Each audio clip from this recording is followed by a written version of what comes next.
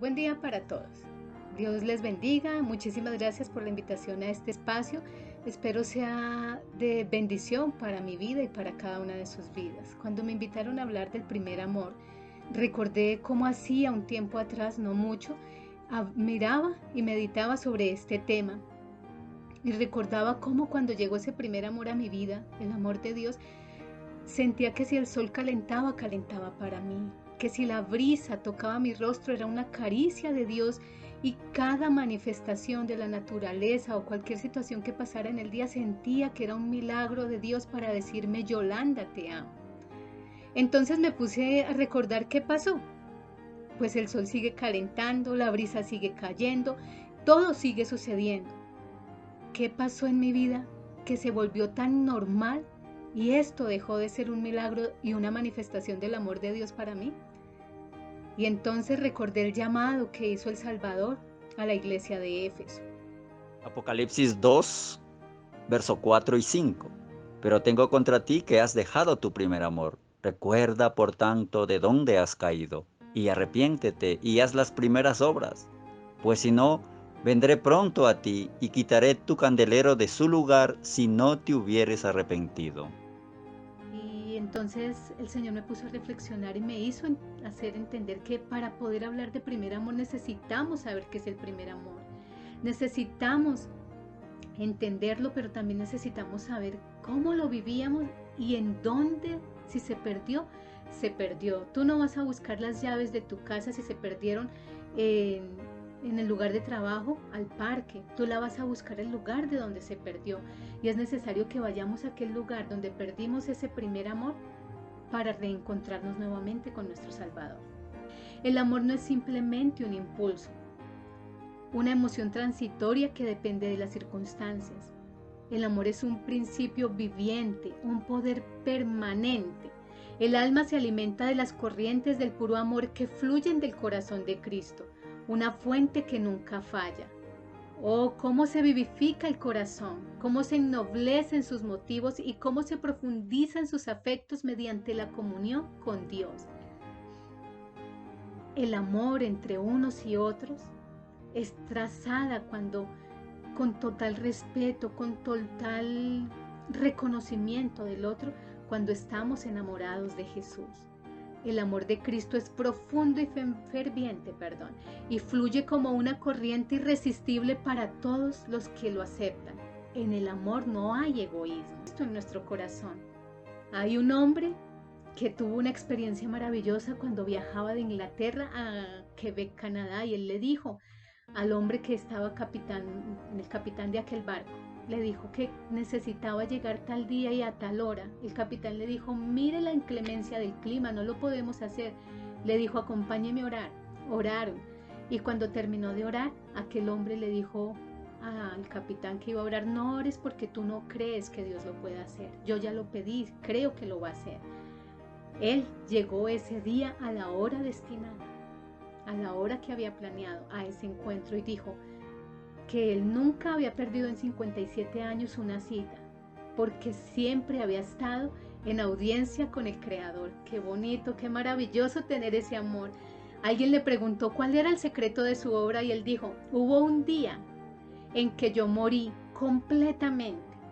Morí para George Mueller, para sus opiniones, preferencias, gustos y voluntad.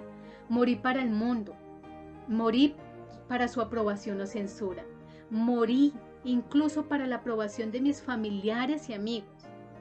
Y desde ese entonces he intentado solamente mostrarme aprobado delante de Dios. Qué maravilloso que podamos también imbuirnos en los brazos de nuestro Salvador y muramos a todo y queramos vivir solamente aprobados delante de nuestro Salvador. Hubo otra mujer que me encanta esta experiencia porque fue la que comprendió algo que ni siquiera los discípulos, 3 años y medio a su lado, lograron comprender.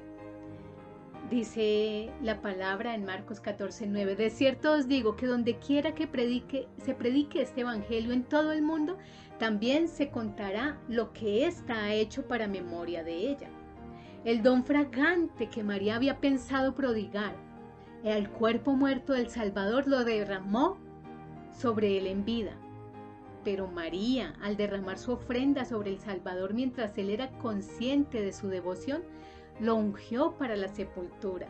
Y cuando él penetró en las tinieblas de su gran prueba, llevó consigo el recuerdo de aquel acto, anticipado del amor que le tributarían para siempre a aquellos que redimiera.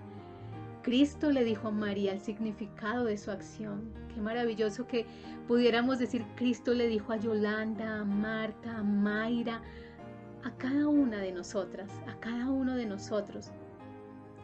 Para sepultarme lo ha hecho. De la manera en que el alabastro fue quebrado y se llenó la casa entera con esa fragancia, así Cristo había de morir. Su cuerpo había de ser quebrantado. Pero él había de resucitar de la tumba y la fragancia de su vida llenaría toda la tierra. Y hasta donde se extendiese el evangelio, este don de aquella mujer maravillosa, María, exhalaría su fragancia y los corazones serían bendecidos por su acción espontánea. Se levantarían y caerían los reinos, los nombres de los monarcas y conquistadores serían olvidados, pero la acción de esta mujer sería inmortalizada en las páginas de la historia sagrada, hasta que el tiempo no fuera más. Aquel vaso de alabastro contaría la historia del abundante amor de Dios para con la especie caída. Aquello lo encontramos en El deseado de todas las gentes, página 514 y 515. Ese primer amor podemos ponerlo frente a ese amor que tenemos en el matrimonio o en el noviazgo, a ese primer amor que tenemos en nuestras vidas. Vamos a hacer una analogía y para esta parte yo quiero invitar a mi esposo para que se siente aquí un momento y vamos a hablar de ese amor que Dios ha permitido en nuestras vidas. Y para ello invito a Nelson, mi esposo, y a quien doy gracias a Dios por habernos permitido encontrar que llegáramos a la misma orilla. Cuando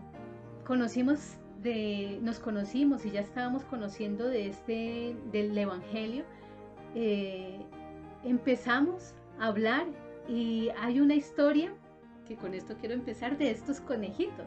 Y quiero que, amor, bienvenido, nos cuentes un poco de esta historia y ya les vamos a decir qué tiene que ver con este tema del primer amor. Buenas tardes para todos los que nos están escuchando, los que nos están mirando. El Señor les siga bendiciendo. Bueno, la historia de estos conejos pues se remonta al año 2000 a 2005 creo.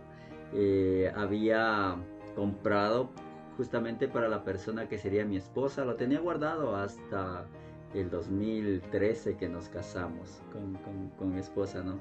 Era algo muy significativo para mí, o es algo todavía, es significativo para mí, porque sería dado a la persona que amo como tal. ¿Cómo sabías? O sea, si lo compraste incluso muchos años antes de que nos conociéramos y seguramente hubo personas en tu vida, ¿cierto? ¿Cómo supiste que era el momento de sacar estos conejos del lugar donde estaban guardados? Porque lo supe, porque desde que te conocí, el Señor me dijo que tú ibas a ser mi esposa y entonces dije es el momento de sacarlo y justamente pues lo sacamos y está testificando de un amor que está perdurando también. Amén. ¿Qué tiene que ver esto del primer amor? Hay primero una cosa, solo permitimos que alguien interfiera en nuestro matrimonio. ¿Quién es? Es nuestro Señor Jesucristo. ¿Por qué? Porque Él es nuestro consejero, nuestro maestro y el que no nos falla nunca en ninguna circunstancia. Amén. ¿Qué tiene que ver esto de este amor de pareja, este amor de nuestra relación con ese primer amor? ¿Qué les podemos decir a aquellas mujeres y a aquellos hombres cuando hacemos esta analogía entre el matrimonio y el primer amor con nuestro Salvador? Bueno, tiene mucho que ver porque para que se mantenga el amor y para que se mantenga pues esa comunión, pues hay que tener una conversaciones o hay que tener diálogos y no que la relación se vuelva de una manera mecánica, ¿no? Entonces lo mismo es con el Señor. Todos los días tenemos que comunicarnos con Él, pero no de una manera mecánica, rápida, sino estar con Él en un espacio y decir todo lo que sentimos. Amén. Si nosotros nos levantáramos todos los días, buenos días amor, ¿cómo estás amor? Ten tu desayuno amor, vete a la cama amor, y todos los días en eso, el amor estaba muerto hace mucho tiempo. Y a veces permitimos que eso pase con la relación con Dios. Mecánicamente nos arrodillamos, hacemos el culto de afán, gracias Señor por los alimentos, gracias Señor por el día, gracias. Y entonces después decimos, pero ¿qué le está pasando a esta relación con Dios? Y sentimos que poco a poco, un paso tras otro paso, nos va alejando de ese primer amor. Yo quisiera que tomáramos un momento y nos preguntáramos, ¿estoy perdiendo el primer amor? ¿Lo he perdido aunque estén 10,000 o 10 reuniones de Zoom diarias escuchando palabra? Pero no siento ese mismo amor. Hermanos, podemos estar reunidos todos y hablar de Cristo, pero nada de eso, mujeres, nada de eso va a reemplazar la intimidad que tengas con Cristo a solas en tu lugar especial. Podemos nosotros como pareja estar reunidos con nuestras familias, con mucha gente, pero nada va a reemplazar el tiempo a solas compartiendo como pareja, porque allí es donde está el crecimiento. Recuerda, nadie tiene amor más grande que el dar la vida por sus amigos. George Mueller y la mujer del perfume no perdieron su primer amor. Quizás se transformó aquel amor, pero jamás menguó aquel amor por Dios. Él siempre tuvo audiencia con su Salvador y confió y esperó únicamente en su poder. Ella, única en discernir la cruz en medio de los discípulos, maestros y hombres de la ley, comprendió la etapa final del ministerio de Jesús. Qué maravillosas experiencias para nuestras vidas agitadas. No solo queremos darles palabras de ánimo instantáneas o recetas mágicas. Es importante saber si hemos perdido ese primer amor y tomar la decisión de cuidarlo si lo tenemos. Pero debemos recuperar aquello que hemos perdido por los afanes de la vida, por las comodidades o por las pruebas que nos han superado, o por cualquier otra circunstancia. Quizás podemos ir al templo o estar reuniéndonos en esta iglesia virtual, ser parte de una congregación, guardar muchas cosas escritas en la palabra y aún así estar lejos del verdadero amor. Eso le pasó a la iglesia de Éfeso. El testigo fiel nos dice: Yo conozco tus obras y tu arduo trabajo y paciencia, y que no puedes soportar a los malos, y has probado a los que se dicen ser apóstoles y no lo son, y los has hallado mentirosos, y has sufrido y has tenido paciencia, y has trabajado arduamente por amor de mi nombre, y no has desmayado. No queremos que tan solo tengan un momento de emoción y de ánimo. Queremos invitarlos a una experiencia prolongada con el Salvador. Nadie puede tener fe por ti. Yo no puedo tener fe por mi esposo y mi esposo no puede tener fe por mí. No es una palmadita en la espalda lo que te llevará a la victoria segura. Por ello, pide a Dios que te dé dirección para seguir en el camino correcto. Este camino es maravilloso, pero en él hay espinas. No te fijes en ellas. Pon tu mirada en quien te amó y dio su vida por ti.